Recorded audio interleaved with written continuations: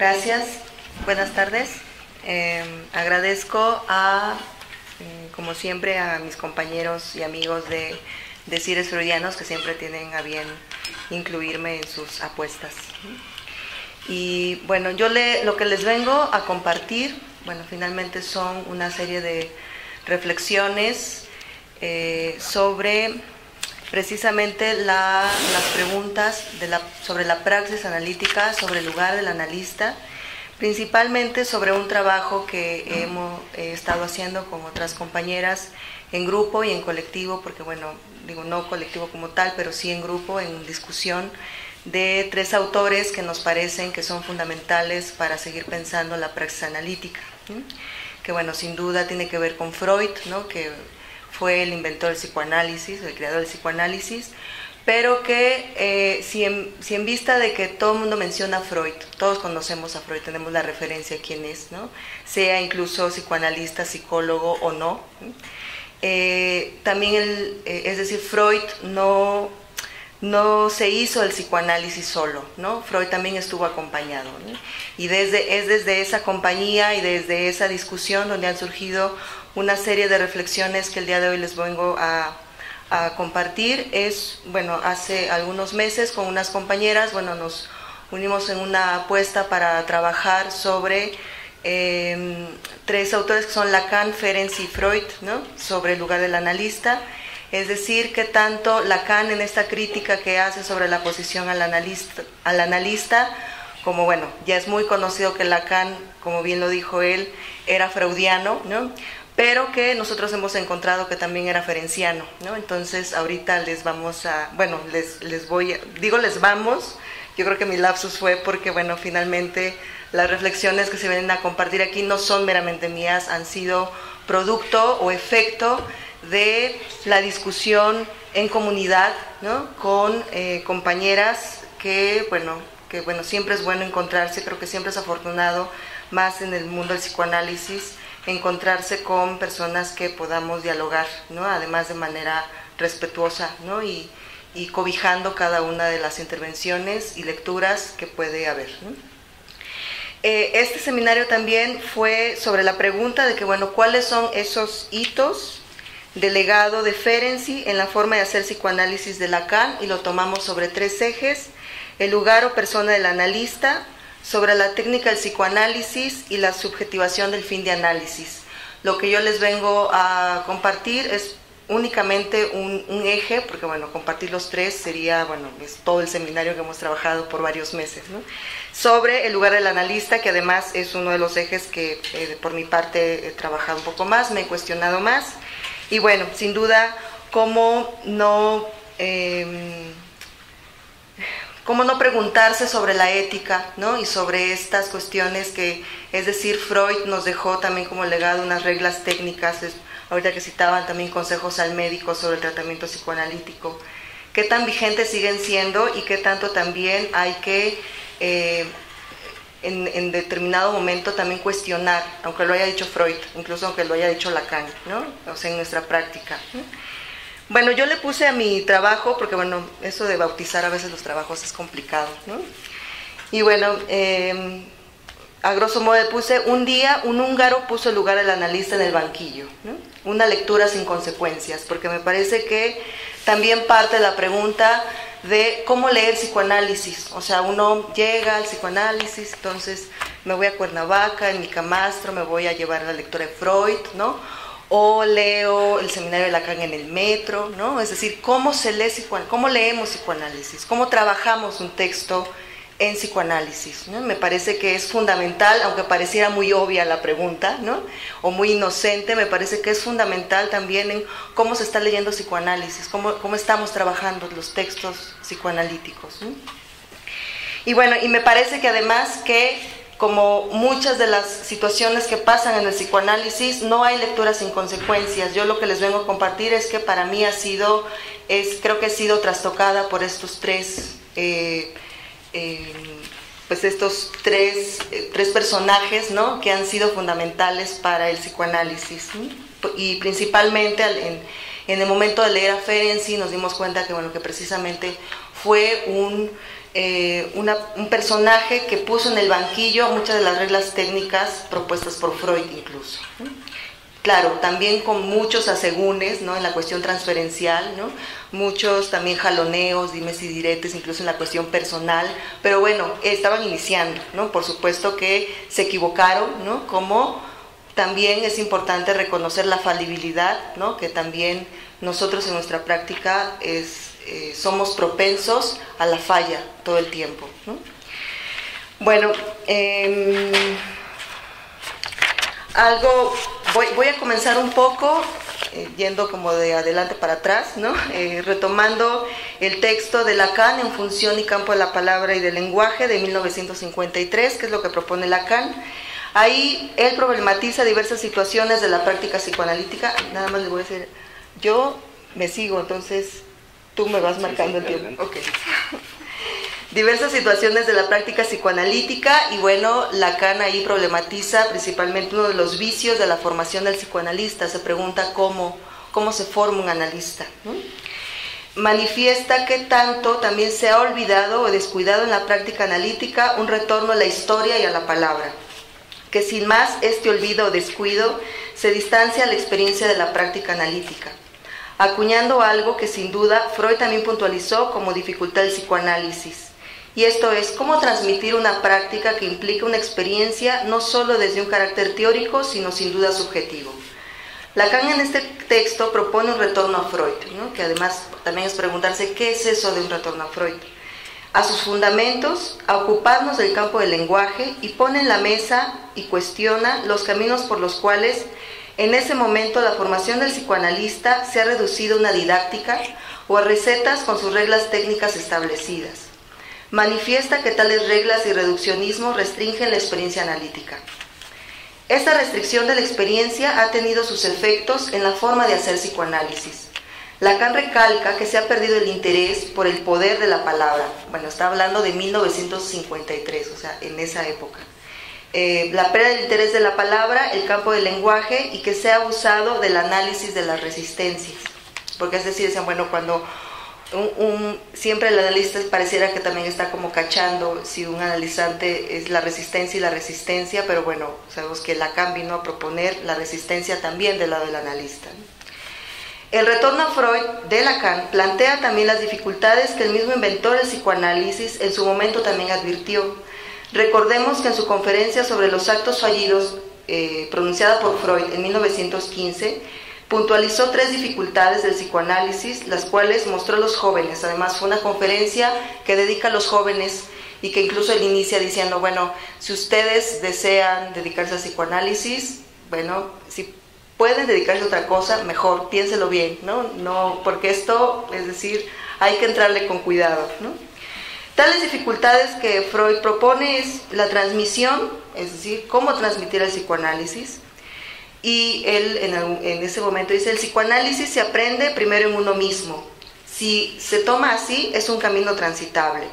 La segunda dificultad implica a la formación. ¿Qué disciplinas y requerimientos tendría que cubrir a alguien que quiere ejercer el psicoanálisis?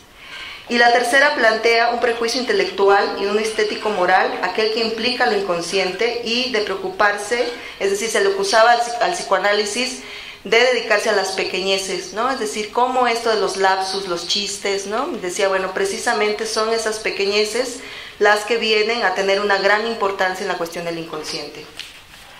En esta misma conferencia, Freud acentúa el poder ensalmador de las palabras. Cito a Freud: no despreciemos el empleo de las palabras y démonos por satisfechos si podemos ser oyentes de ellas que se intercambian entre el analista y el paciente. Estos son parte de los fundamentos que Lacan propone en el retorno a Freud.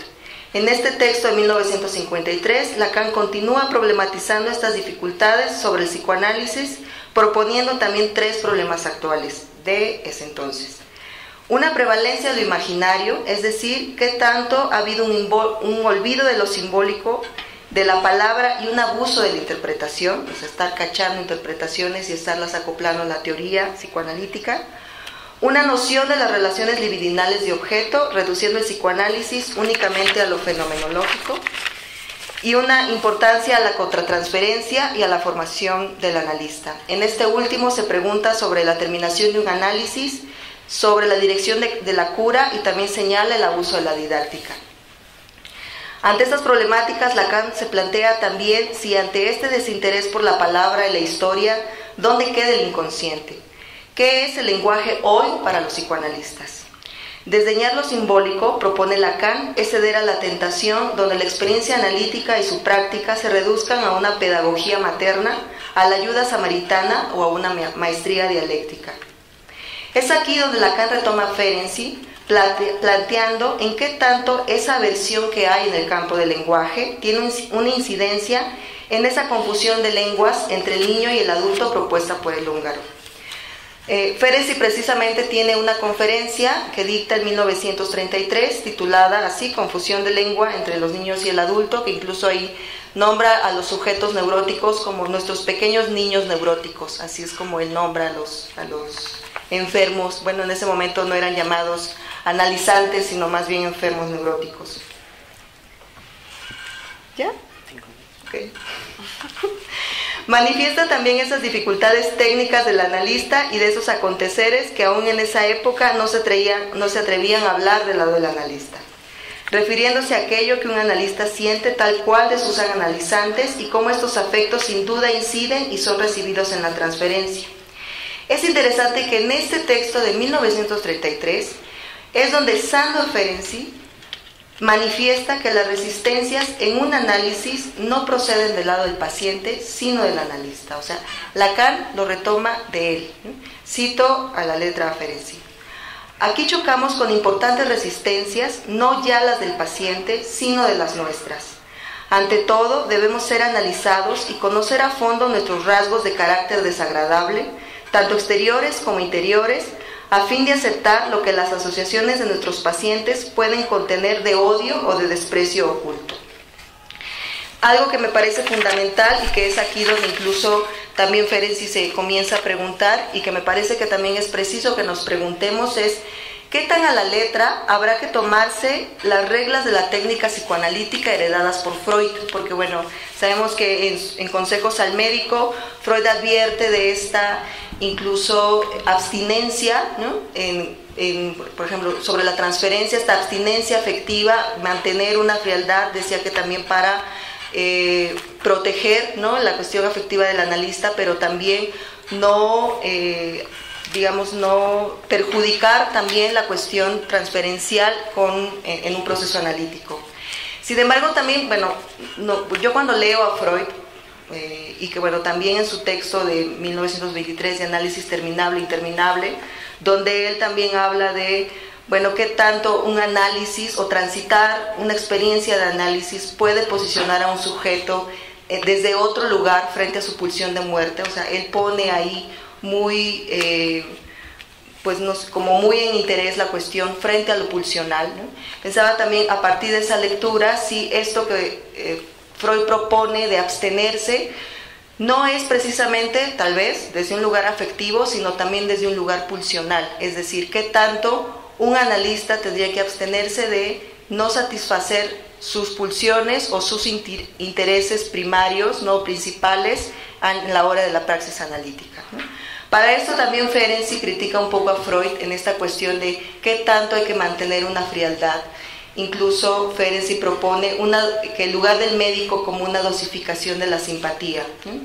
También hay una de las situaciones que Ferenczi propone que el lugar del analista es como encontramos dos traducciones distintas del húngaro al español, ¿no? En una decía el lugar del analista como comadrona y en otra traducción decía como obstetra.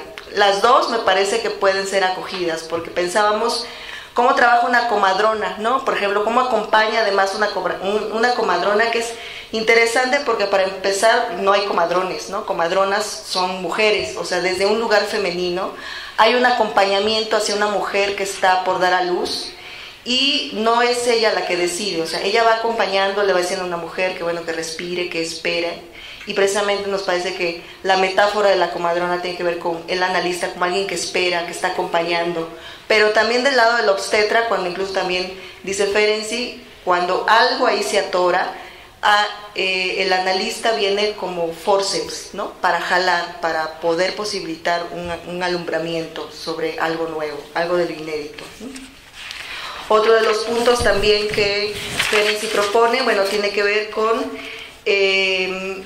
como un lugar activo del analista, es decir, la importancia del silencio en el análisis, pero también cuando habla de la asociación libre, es decir, Ferenczi dice que para él habría dos reglas únicamente fundamentales del psicoanálisis. Una es la asociación libre, dice que también se pregunta, y que Lacan también se lo pregunta en dirección de la cura, ¿qué tan libre es la asociación libre?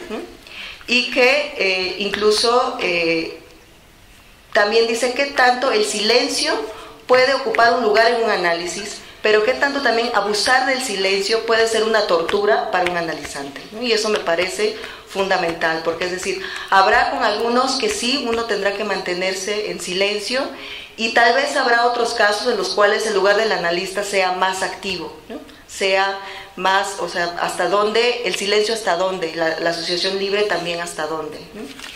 Y bueno, también sobre esta cuestión del lugar activo del analista, habla sobre incluso sobre la dosificación de la simpatía. La otra regla no es del lado del analizante, sino es para el analista, y es, por ahí dice Ferenczi, poder que el analista, un analista bien analizado, que él incluso se pregunta, es decir, cómo se nota que un analista esté bien analizado, ¿no? Se lo está preguntando todo el tiempo en sus textos. Da varias respuestas en determinados momentos, ¿no? Pero una de las situaciones que dice, bueno, esta cuestión de no abusar de las interpretaciones, no adelantarse a las inferencias, y principalmente habla sobre la cuestión de controlar su propia contratransferencia.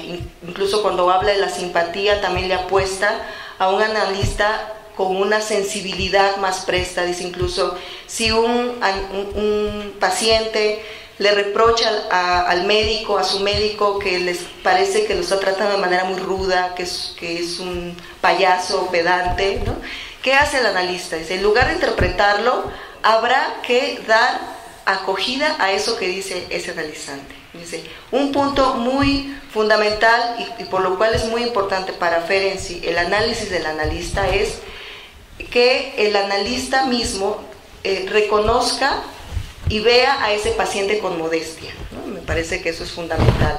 Habla mucho sobre el lugar de la modestia del analista y reconozca su falibilidad, es decir, no le va a decir al analizante, oiga, no, pues sí me equivoqué, ¿no? Pero más bien esos puntos donde uno va notando la falla en alguna intervención, es importante, bueno, por eso dice, hay espacios, ¿no? Su espacio analítico donde pueda ver qué es eso, dónde está este analista involucrado también afectivamente con este analizante, y que sin duda el proceso analítico, es decir, no está exento de fallas, ¿no? Y es muy importante, dice, aceptar las fallas y pasar por hablarlas y, bueno, hacer consciente esas fallas de dónde vienen, ¿no? Bueno, habla sobre la humildad, precisamente, sobre analizar esos resbalones, ¿no? Que vamos teniendo en nuestra práctica. Y bueno, ya como último, yo quisiera seguir diciendo más cosas, pero por el tiempo, ¿no? Porque, bueno, era en lo personal como compartir parte de este trabajo que se ha estado realizando, porque me parece que precisamente la línea ahorita de la discusión tiene que ver con la ética. También, bueno, a mí me ha hecho pensar, ¿no? Qué tanto en el querer ir al pie de la letra, es decir, si un analizando esta cuestión de el silencio todo el tiempo, de la abstinencia afectiva, de no dosificar la simpatía, del tiempo, ¿no? ¿Es más un asunto moralizador o es un asunto ético? Es decir, ¿desde dónde es nuestra praxis? ¿Desde una cuestión moralizante, moralizadora, del deber ser, de esto es porque debe de ser, porque no le puedo dar la mano, no lo puedo abrazar, no puedo bajar la voz, ¿no? O desde una cuestión ética, ¿no? Porque, bueno, también se ha hablado mucho del caso por caso, pero creo que el caso por caso no nada más está del lado del analizante, también el analista es del caso por caso porque es un estilo distinto, es decir, los que estamos los 4 aquí, seguramente haríamos una intervención distinta para cada forma de escuchar, ¿sí? Y que eso tiene que ver también con una singularidad. Bueno, por mi parte es lo que tendría que compartirles. Gracias.